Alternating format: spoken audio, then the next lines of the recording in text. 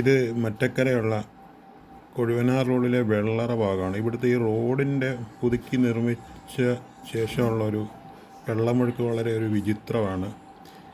ഇത് ഇവിടെ നിന്ന് ഒഴുകി വരുന്ന വെള്ളം ഈ ജംഗ്ഷനിൽ നാല് റോഡ് ചെയ്യുന്ന ഒരു ജംഗ്ഷനാണ്. ഇവിടെ നിന്ന് ഈ റോഡിൻ്റെ മുകളിൽ കൂടെയാണ് ഒഴുകി പോകുന്നത്. ഇവിടെ ഒരു ഡ്രെയിനേജ് സംവിധാനം, കലുങ്ക് സംവിധാനം ഏർപ്പെടുത്തേണ്ടതായിരുന്നു റോഡ് ക്രോസ്.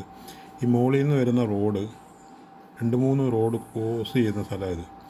ഈ സൈഡിൽ കൂടെ വരുന്ന വെള്ളമൊക്കെ കൂടെ നേരെ താഴെ പോയി ആ റോഡിൻ്റെ മുകളിൽ കൂടെ പോയി. ആ റോഡ് വളവാണത്, നശിച്ചു പോകാം. മറ്റക്കര കൊഴുവനാൽ റോഡാണ് പോകുന്നത്. അത് നശിച്ചു പോകുന്നൊരവസ്ഥയാണ്. ഈ വലത്തെ സൈഡിൽ നിന്ന് മുകളിൽ നിന്ന് വരുന്ന ഈ റോഡും ഈ കാണുന്ന റോഡും തമ്മിൽ ഇവിടെ ഒരു കലുങ്ക് നിർമ്മിച്ചിരുന്നെങ്കിൽ ഈ വെള്ളമെല്ലാം കൂടെ കലുങ്ക് കൂടെ ഒഴിച്ചു പോയതാണ്. ഈ മുകളിൽ നിന്ന് വരുന്ന വെള്ളമെല്ലാം കൂടെ ഇവിടെ ഒരു കലുങ്കായിരുന്നെങ്കിൽ ആ കലുങ്കിൻ്റെ മുകളിൽ കൂടെ താഴെ കൂടെ വിടായിരുന്നു.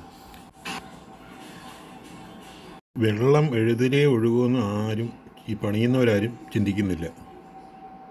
അവിടെ ഒരു കലുങ്കായിരുന്നുണ്ട്. കലുങ്ക് നിർമ്മിച്ച് കലുങ്കിൻ്റെ അകത്തൂടെ വെള്ളം പോയി ഈ സൈഡിൽ കൂടെ തന്നെ വെള്ളം അങ്ങ് താഴെ ഒരു കൊച്ചു തോടുണ്ട്, അതിലോട്ട് എടുത്തിക്കേണ്ടതായിരുന്നു. ഇപ്പം റോഡിൽ കൂടെ തന്നെ, ഇപ്പം ഏത് രീതിയിൽ പോയാലും ഇത് റോഡിൽ കൂടെ തന്നെ പോകും. ആ PWD റോഡ് നശിച്ചു പോകും.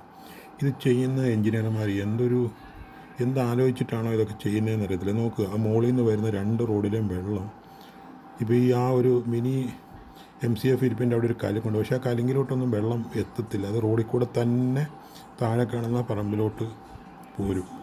ഇത് നിർമ്മിക്കുമ്പോൾ തന്നെ ഇതൊരു പ്ലാനിങ് ഇല്ലാതെ നിർമ്മിക്കുന്നതിൻ്റെ കുഴപ്പമാണ്. ഒരു ഡ്രെയിനേജ് സിസ്റ്റം വേണ്ടടുത്ത് ഡ്രെയിനേജ് സംവിധാനം ഒരുക്കണം.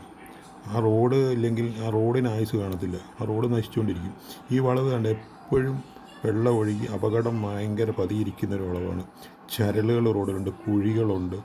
ഈ മിനി എഫ്സിൻ്റെ താഴെ ഒരു കലുങ്കുണ്ട്. പക്ഷേ അതിലോട്ട് വെള്ളം എത്തത്തില്ല. ഈ റോഡിൻ്റെ മുകളിൽ കൂടെ തന്നെ പോകും. ഇത്